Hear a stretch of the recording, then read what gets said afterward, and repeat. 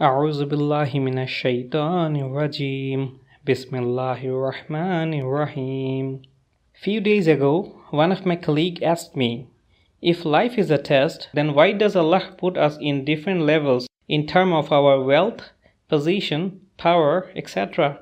According to him, to execute a fair trial, everyone should be placed on similar platforms, like in an examination hall, where each student receives the same question paper. Then why some are made so much rich and some are extremely underprivileged, and then tested on the same earth? He is actually an accountant, and my response should comply with his language. I said to him, let me try to answer your question, first by pointing out to the equation and then eventually reaching out to the solution. The equation is that we must bear in mind that the time itself is a creation of Allah subhanahu wa ta'ala, and He is the best in planning everything. So the things that are happening to us, which are beyond our control or decision making, are actually planned for us in the best possible way. Also that He is Ar-Rahman Ar-Rahim.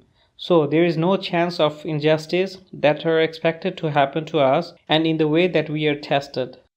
Now, let's consider the solution. I started with a simple analogy and told him, suppose in this company, if you are to be given with whatever you wish for, at the very first instance, you would want to be your manager. Similarly, your manager would want to be the vice president, and the vice president would want to be the CEO, and the CEO would want to be the director, and so on. At the end of the day, everyone would want to be placed at the topmost position.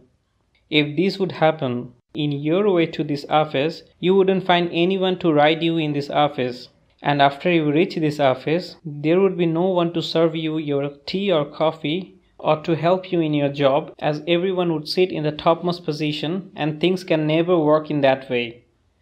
I skipped mentioning that if every single person becomes rich and have the money, then there would be nobody to supply our food or even treat us when we get sick. Almost everyone in the room was shaking their head in an affirmative way, so I continued explaining the solution. If a small company can't survive in this way, how can we expect this complex world to be designed in that manner where everyone is placed in a similar position? As I have already mentioned that Allah subhanahu wa ta'ala is the best in planning, all the things that were happening to us are actually custom tailored by the best planner, which fits exactly to our capacity, characteristics, etc. Thus, we are individually tested based on our individual circumstances. I have also mentioned that Allah subhanahu wa ta'ala is Ar-Rahman Ar-Rahim.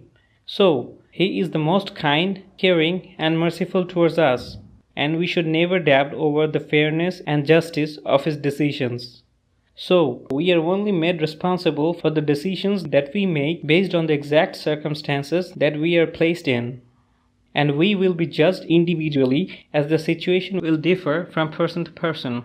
So no injustice is done to us. I hope the explanation to have comforted his heart, and I am concluding my story mentioning 3 ayats from the Quran. In Surah Az-Zukhruf, ayat 32, Allah subhanahu wa ta'ala tells us that He has distributed the provisions for our livelihood and ranked us in this world so that we can make use of one another in our service. In Surah Al-Hujurat, ayat 13, Allah subhanahu wa ta'ala informs us, the most noble among us in the sight of Allah is the most righteous among us, not the wealthy or the dominants. In Surah Al-Baqarah, ayat 286, it is mentioned that Allah does not burden anyone beyond his capacity, and that we will gain or bear the consequences of the good and the evil that we do. What is your opinion? Let us know in the comment section below, and if you like this video, just hit to the like button and subscribe to the channel. Thanks.